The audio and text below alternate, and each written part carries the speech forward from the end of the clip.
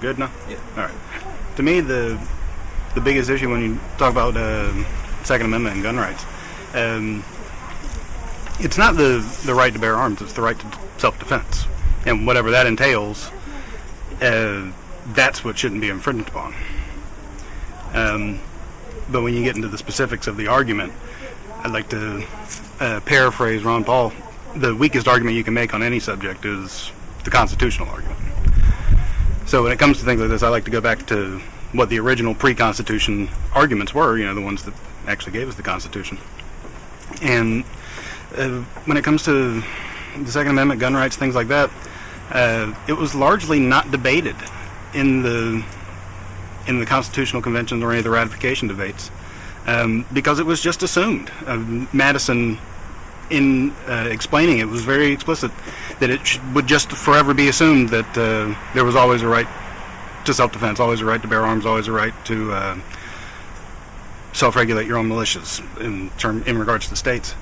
And the anti-federalists were very concerned with this, thinking primarily the biggest reason that they wanted anything, or they wanted it mentioned in the Constitution that there was a right to bear arms, the primary reason was they didn't want the state militias to be disarmed, because leading up to the American Revolution, that was the way that the British monarchy had tried to prevent the revolution from happening. Was first they started by preventing sale of firearms, preventing sale of ammunition, and then it moved to confiscation.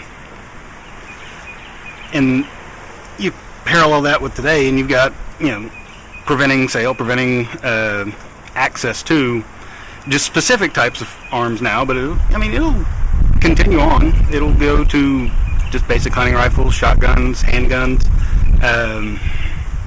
because the argument is, if there is no gun, then there's no crime, there's no death. So,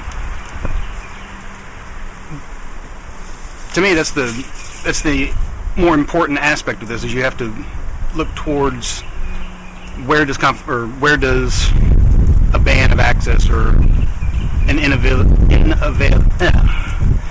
unavailability of firearms and ammunition, if that doesn't work, which it won't, historically it tells us that it will lead to a confiscation.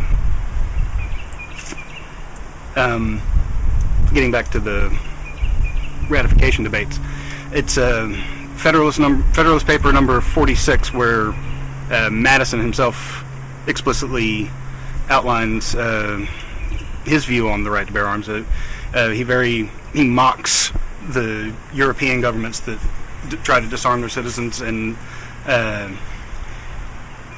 hang on, let me bring it up so I can get the quote right. Where is it? Oh, it's in here somewhere. Let's see, Mason, Henry, there it is.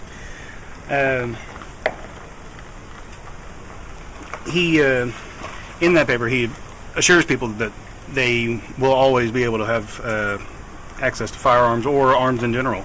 That they should not fear the government taking that right away, because they have the advantage of being armed.